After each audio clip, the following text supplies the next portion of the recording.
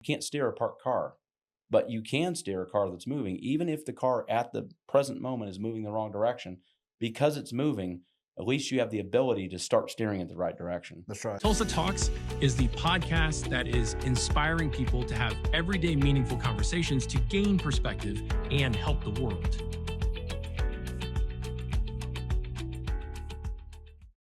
We're here today with David Stine. His dad helped me build a business plan. He called it a master plan about a decade ago. That's what we're walking out today by having this conversation with David. We intend to help people be part of a better system than they currently have. That better system being a real community of giving. David, welcome to the podcast. Thank you. Thank you for having me. I appreciate that.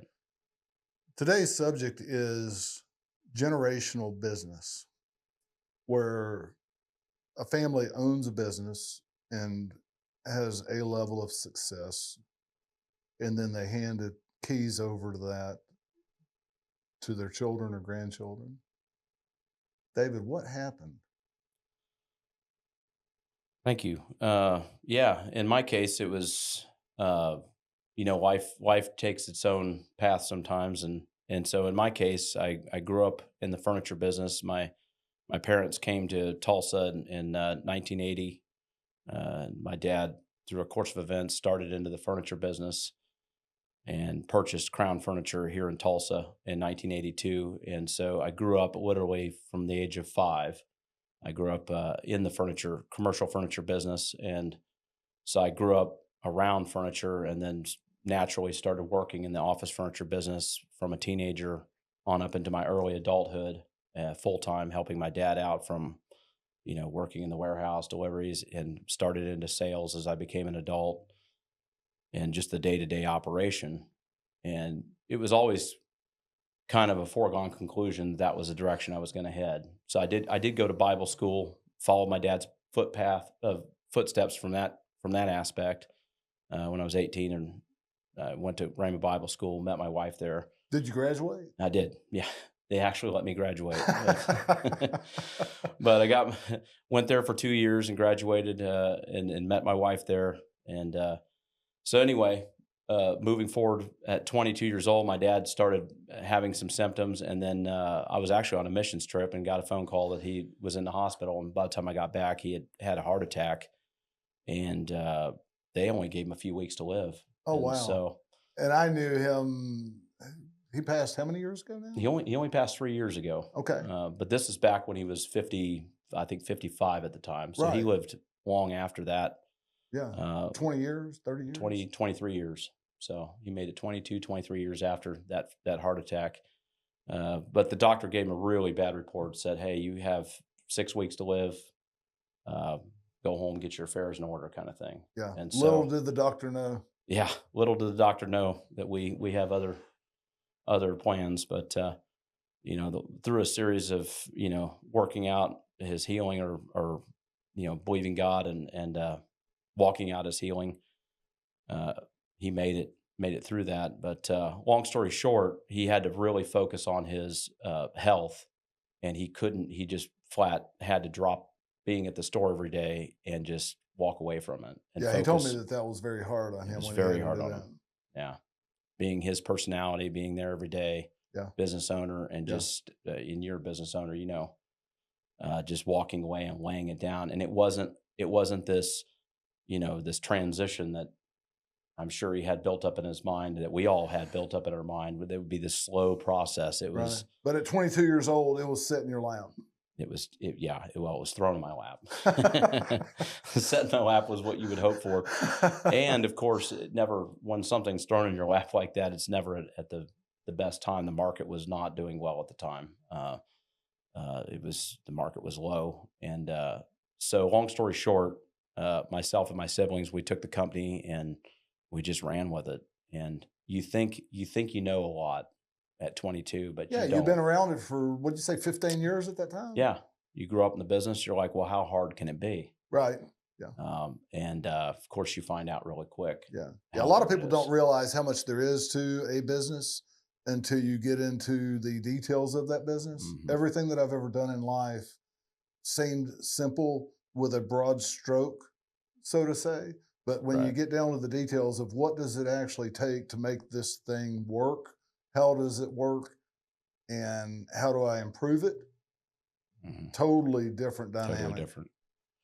Totally different. So it's thrown in your lap. So it's thrown in our lap, and we're watching Dad, holding on to basically, is he going to make it tomorrow? Because after that, he had a stroke a couple weeks after that, and he's going through these challenges where you don't know if he's going to make it next week. He has this diagnosis that they say your heart could give out at any time, and so we have all these family issues going on there where Dad's barely hanging on, and then of course his kids are trying to figure out how to run a store, which you've never done before. And again, you think know everything, but Until the you get work into the details. yeah, the worst thing is the ignorance is the worst kind of ignorance is thinking you know something that you actually don't know. That's Yeah. the worst kind. Yeah. And that's why we're here, is to help people Yeah. see things from a different perspective. Yeah. So how did you learn? What was the change of pace for you to be brought in here? Because your dad was ill. Was he Mhm. able to help you somewhat? Not really. Not really. How'd you feel your way around in the dark? You just kind of fake it till you make it. I know that sounds like a cliche, but God's help. Thankfully, we had some good people around us. Yeah, some mentors. We had some mentors. I had to get rid of a lot of pride in my life. I think pride is the number one killer for especially any young man that thinks he knows a lot. I went from driving a nice leased car to driving what I could afford. I went from making good money to making almost nothing. When you're working 50, 60 hours a week and you're making, I think that first year I made a couple $1,000 that year. So I basically paid myself nothing. If my wife wasn't working, we would have starved that year. And I look back now and I think to myself, I'm like, you know what? I needed that because it recalculated my life, and it made me look at it from the other side, and it made me make those adjustments. And it really, you don't wish hard times, but at the same time, when you have hard times, if you use it correctly, it can reshape you, and That's a common theme on make you who you are. Yeah, that's the So- common thing on Tulsa Talks, is people hitting different bottoms Mhm, and to me, that gives you a foundation to work from, mhm. instead of being lofty and not focused. The bottom helps you refocus. Right. So with this refocusing, what did you learn about running a small business? Yeah, I learned everything. Yeah. I mean, you learn it from the ground up because you learn it firsthand. It's one thing to watch someone bake a cake. It's a whole nother thing to bake the cake yourself. Yeah. And it's a whole nother thing to run it yourself and actually get in there every day and do it yourself. And so it's just a perspective shift. Yeah. And Your dad helped me with my business plan, and he called it a master plan. mhm, And he was so much into making sure that I was organized, that I boiled it down to the simplest terms so that I could build it on the right foundation. Just like we were talking about, God takes us to a low point in our life to help us understand what the simplest terms of that is. mhm. Depending on what aspect of life it might be, you might need to learn a lot of different lessons. Hopefully, we can learn lessons that apply to multiple things in our life and apply those lessons to those. And that being said, how organized was the business when you took it over? Because I didn't know your dad until about 20 or 15 years later, or whatever it was. It was organized. It was organized. Um, it was organized in the sense that my dad was organized, but it wasn't organized in a systematic way. Okay. And so I think that maybe and that's what I was thinking. Maybe he learned how to help others through that life experience, where it was okay for him, but it wasn't okay for others. yes, And when I approached him, he had already helped launch Right. maybe 1,000 businesses Yeah. with this learning experience that he had to simplify it so that others can run with it. Right. Yes. So having systems and being able to duplicate is a process even now that I'm learning through that. And what's interesting is we talk about it now. You know, that was 20. I mean, gosh, now that was 25 years ago next month. We talk about that process because that was May of 2000. And it seems like it was so long ago, but I have a son now that's 19, so he's not far off from where I was. And when he says, "Dad, why don't you do it this way?" or "Dad, why don't you do it that way?" I now realize that I run the risk of being the old man that's stuck in his ways. And I need to think outside the box because there's so many things that I would just do it my way because I have just a way of doing things. But yet there's so many other great ways to do it. And there's so many advanced ways to do it. And that we should never stop learning. Yeah. Right. Yeah. Always be evolving, but still have that key foundation of helping people with what you do, Mm-hmm. which is office furniture, Right. and allow the next generation coming up to help you That's exactly right. continue. Well, and so that's the great thing. I will say that's the great thing about my dad. Even right up till when he passed away 3 years ago, he would always take time to always teach, listen, and give advice if you were willing to hear it. And so, there's a scripture in Isaiah. I was actually reading it this morning, Isaiah 48. It says, "Thus saith the Lord, thy Redeemer, the Holy One of Israel, I am the Lord thy God, which will teach thee to profit, who leadeth thee in the way that thou shouldest go." And I've stood on that verse. My mom quoted that verse all growing up, and I would just listen to it. I'm like, yeah. But he'll teach you and he'll lead you how to profit in business. Like if you're a business owner, I don't know a better verse necessarily than that. But notice he'll teach you and he'll lead you. So if you're not going to follow, then you're just going to be left, right? He's going to lead you, but it's your responsibility to follow. But who's going to profit and who's going to prosper? You, but you're the one that has to do it. You're the one that has to learn and follow. You have to learn and you're the doing. God's going to help you. He's going to teach you, but he's only going to be able to teach you if you listen. So you make me think about how the Old Testament comes up to Jesus, Mm-hmm. and that was great teaching. Right. And he was leading those people through the Spirit somewhat, but when Jesus came, Mm-hmm. he lived life so that we could follow him. Yes. And so he taught us through the Old Testament, and the appearing of Jesus in the flesh allows us to follow something that's seen in the physical form. So true. he's teaching us and he's leading us. Yes. And your dad taught you from the time you were 7 to the time you were 22, and then he was removed, and then he led you once he was physically able to do that again, where you were found in a dark spot, kind of like in the prophets. Yeah. The state of the prophets where the Israelites had went away from God. And that was opening your way of knowing that you needed something there, and you fumbled around in the dark some, you found your way some, but then when your dad reappeared in physical form, he was able to help you. Mm-hmm. Isn't that crazy? It is. Isn't that cool? That is cool.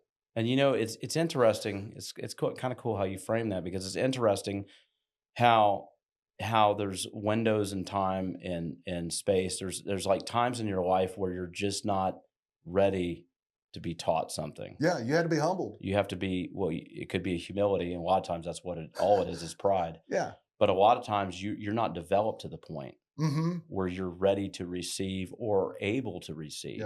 Yeah. It's Jesus even said, I can't remember where I don't know if it was a parable or when he was with the disciples, he said they're not ready to hear this yet. That they're still on the sincere milk of the word. Mm-hmm. And basically I need to stay here because they can't receive more than this right now. And I think you could even take that into our own lives. Jesus is the Lord is always trying to increase us. He's always trying to increase our ability, right? He's always trying to increase us in Help us life. so we can help others. Absolutely. Yeah. He comes, the devil comes to steal, kill, and destroy. What does Jesus come to do? He comes to give us life, life more abundantly. He comes to prosper us, Yeah. give us a future and a hope. I Yeah. mean, the promises of God are always there for us, right?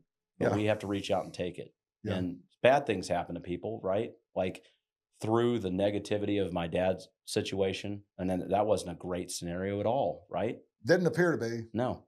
But you know what? Through that, God always comes through, right? He's always faithful. He always comes through. But you still have to be teachable. You still have to keep your heart right. Yeah.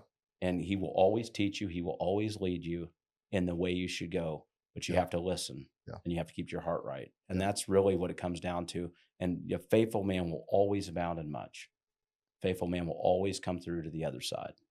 When I started focusing on helping my people that worked in our company learn, instead of doing the things myself and hoping that they were there to support me, I was able to allow them to do more. That's good. And the way that I taught them was to tell them and allow them to try, give them enough time to figure out that they could learn more because they had a bit of a struggle. And then I would step back in and I would say, hey, how about this? How about that? And then eventually, once we went through that process, they were at a point where they excelled what it was that I knew. And then I would go back to them and I was like, how are we doing this? How are we doing this? And I actually helped a couple of people start their own businesses because they were of that quality or that they had those gifts and abilities. And I knew that they didn't fit in our business anymore. And I put them into business by coaching them along up to that point. And some people said, you put people into competition with you.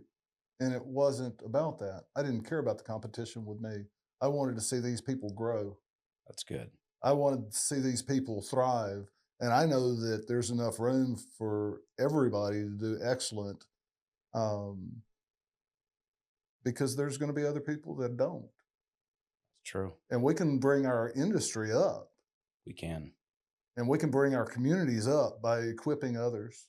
That's true. And there's a mindset of lack and fear from a lot of people, including myself, up until 10 or 12 years ago, that what happens if I hire this person and I train them and then I send them, or they quit me and they go? And God's got enough for me. Yeah. I need to help those people grow. Whoever's in my life, I need to help them grow. No matter, because there is no fear in perfect love. Wow. And you went through that life experience of generational throwing this thing into your lap. How did that go? How's it going now? It's amazing. I mean, it's going well. I mean, obviously life has challenges. I think it's as I've gotten older, I see things differently. Obviously, your perspective changes as you get older. My kids are now not grown up, but they're teenagers. Yeah, 19. You said that you were about to maybe buy another piece of land and something. Well, we just purchased a building, a new to us, but we purchased a building for our furniture store. We're going to be moving in about 3 months. Yeah, and so that's a big acquisition for us. Yeah, you were telling me in a previous conversation that you were going to bring your 19-year-old son with you to shadow you. Yeah. So I bring him to some furniture deals that are large, but I also bring him to real estate deals. I just like having him in the room so he can see what's going on. Anytime there's something that involves a large purchase or something, I love to bring him or one of the other kids along because I always enjoyed that. And stepping back to even when I was a kid, my dad would throw me in the car. And I would just go and watch him in action, hey, jump in the car, let's go. Yeah. And we'd go get fried chicken or go get donuts or whatever. And then, I'm talking like 7, 8 years old. Sometimes I'd be in the Lincoln Town car and we would stop and he would, I'd see him haggle a deal out on a furniture deal, or I'd see him buy something, or buy something, fix it up, and sell it. And Yeah. so everything came very natural for me. And sadly, that's an art that's lost, I think, in our society. Uh, and I know we're bouncing around today, but the No, we're fathering, talking about generational, generational, the fathering, and that's what you're talking yeah. about is generational business, how you lived Yeah. through this experience. yeah, So now we're back to 7 to 10 years old. You're hanging out with yeah, dad. hanging out with dad. This is an ongoing thing. So the fathering is, people think that's biological, and it is, but it's also not. Like the fathering people is not just biological. It's something that we're called as men to do as business owners. We should always have we should have several people in our life, people we can call when we're in trouble, people who we're responsible for, and people who we're submitted to in the sense that we're like Accountable. accountable. Yeah, we're accountable to. Okay, submitted to in that way.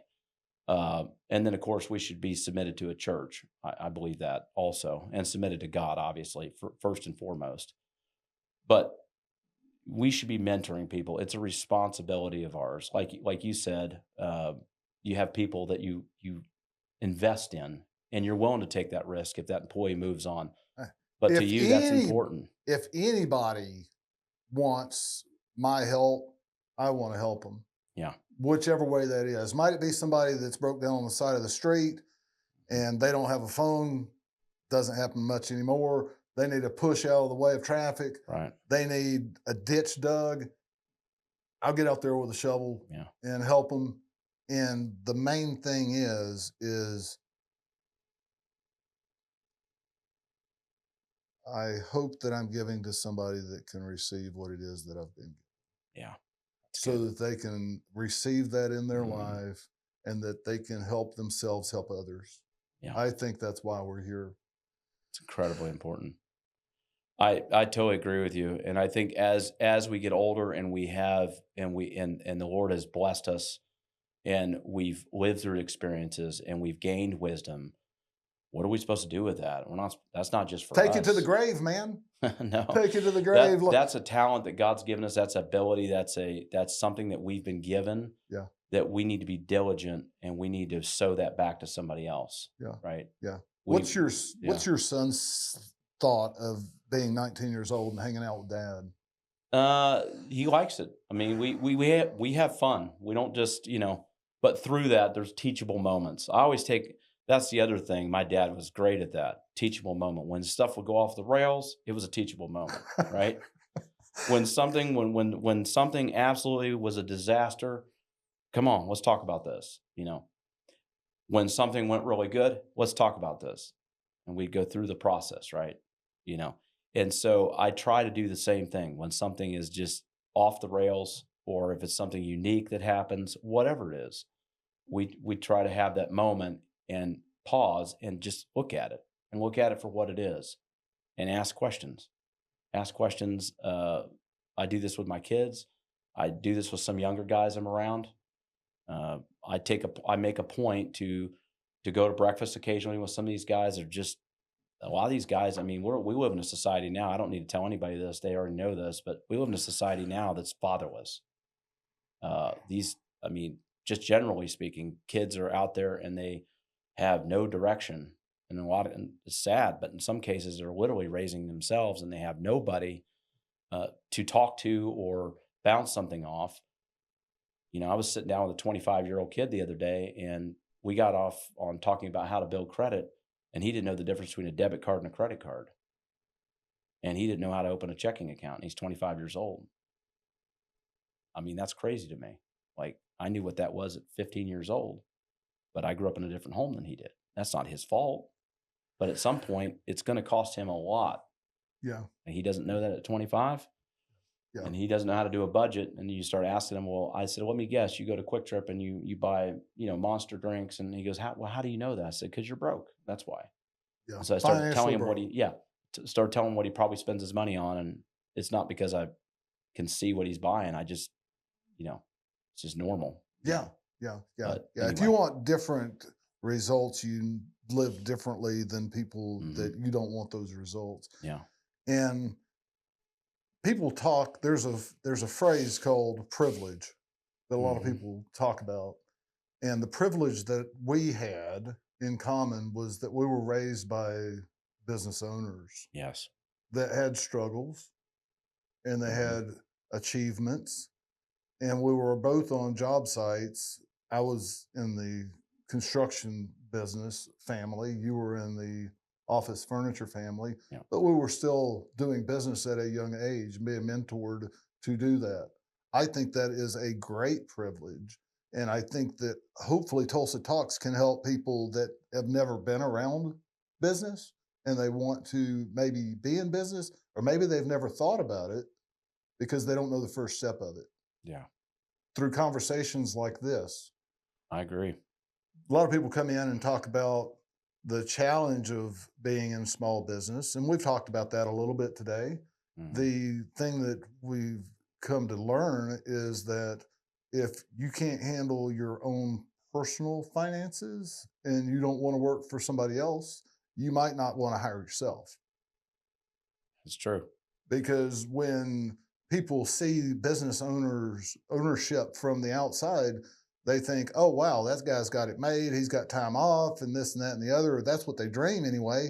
But when you get into owning a small business, a lot of times that's not reality. Mm-mm. No, it's not. What reality is not only do you have you and your family to take care of, you have you, your family, and whoever else works with you to take care of. Mhm. And that could be a burden, overly burdensome for some people. And if you don't want that, then small business is not for you. No. And I would take a step further with a small business. If you're wanting to start a small business, I would highly recommend that you start scratching that out while you keep your day job. I've seen this mistake, especially with some of the younger guys in around, where they feel like they have to quit their job to go start a business. And I'm like, well, isn't there a way that you can try to do both? And Yeah, you it can seems like they're transition. yeah, it seems like they're not creative enough to do both. And I'm like, man, the amount of creativity you're going to need To run a small to business run a small is business, beyond this. you have to be very creative. You have to be very innovative. You know this because you're a small business owner. Like the amount of creativity and trying to strategize and figure out, you can't just sit back and say, well, it'll work itself out. No, it doesn't work itself out. My Small business does not just happen. It doesn't, you can't just open the door on Monday and all your customers are going to be happy. If you don't strategize, like when your employees call in and they can't make it because a funeral happened or they're sick, then you have to fill the void one way or another. yeah. And Um, what's amazing, David, is back to that verse you said earlier about God teaching you and leading you in this thing that we're doing right here. mhm.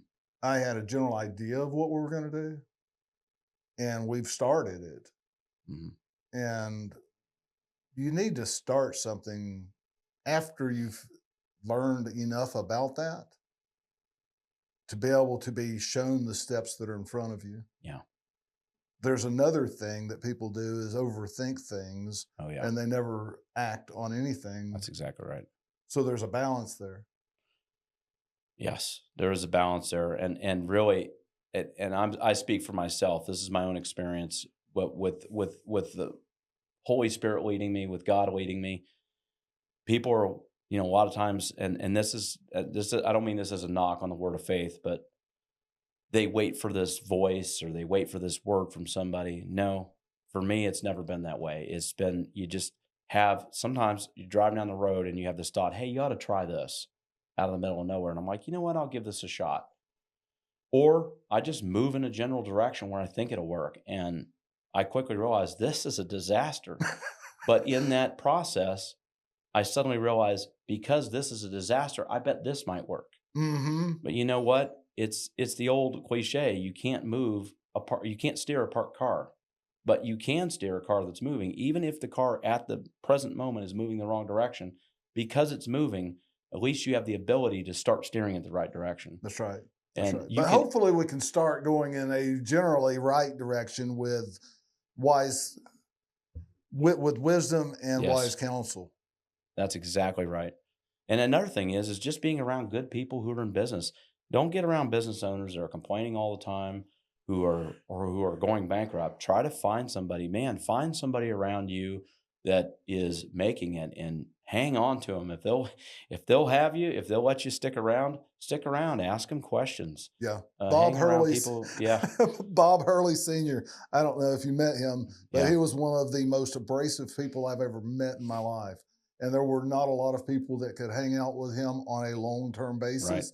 But I needed that in my life. Mhm. I needed a lot of chunks cut off of me, and he was perfect for Yeah. me at that time. And over time of him helping me become developed, we became intimate friends That's amazing. that we spent many, many miles on our motorcycles. That's 2 awesome. or 3 times a week, we would go to dinner. And he was a major influence on whoever it was that could handle him. Yeah. And we Yeah. became good friends. And he coached me up to be able to walk beside him. Wow. Yeah, it's like sharpening a knife. You have to have something abrasive to do that. Yeah. You take a knife and you try to sharpen it. What do you need? You need a stone, right? Certain kind of stone. Yeah. You need something abrasive. Yes. More abrasive than that knife. Yeah. Harder than that knife. So Take that edge I off. think people look at anything that's abrasive in their life. Well, that person's offensive. Maybe you need that, right? Wouldn't be offensive if you Yeah. didn't take it that way. Or this is difficult, or this is a challenge. Well, maybe that's what you need. I mean, sometimes resistance in your life is not a bad thing. It's what makes the plane And lift. it doesn't, yeah, exactly. It doesn't make it easy. It doesn't make it fun. But after a time, and you're wise enough Yeah. to understand Hmm. that resistance can be enjoyable. Right. It's amazing to me. I've People said- coming into my yeah. life and they give me a hard time. And I'm like, yeah, okay. You're right from a perspective. I'll absorb that and I'll Mhm. see how I can adjust. So true. I've said this many times when the market has gotten really tight or things have, just been more difficult than it typically is. Uh, I've said this many times. I'm like, you know what? I just have to be better than everybody else at this. Doesn't mean it's going to be easy, right? But if my business is tough, the commercial furniture business, that means most likely the industry is tough right now. It's going through a season of tightening. People are not watching their money. People are not buying furniture. Contracts are thin. Things are sparse, right?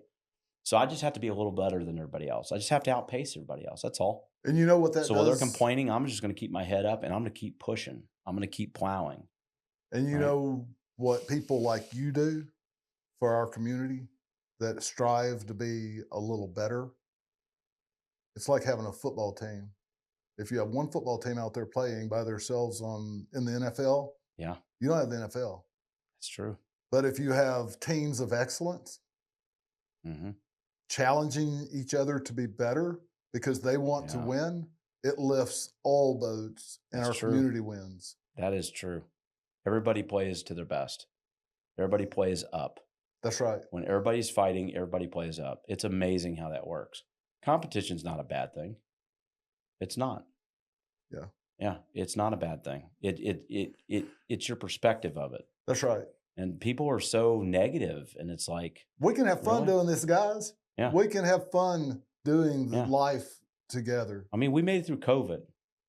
I mean, I literally remember sitting there at my desk thinking, people are going to they're going to stop buying office furniture because people are going to quit going to work. That makes sense, doesn't it? I mean, think about it. People were all sent home. Sure. Now, why would any Yeah, company work from home. keep buying office furniture, commercial office furniture? That doesn't make sense, does it? Did y'all make it through it? We did. And so now I jokingly say, if we have a slow month, well, we made it through COVID, right? Like, really? What else do you have? Like, Yeah. it's ridiculous to think that we're somehow not going to make it. Like, that Yeah. God's not going to provide.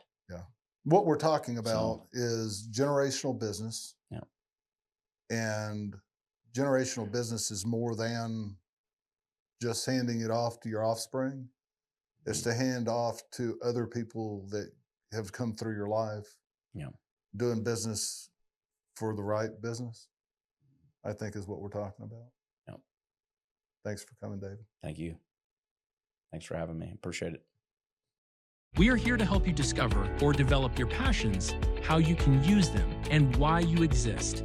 How can we help you help others better?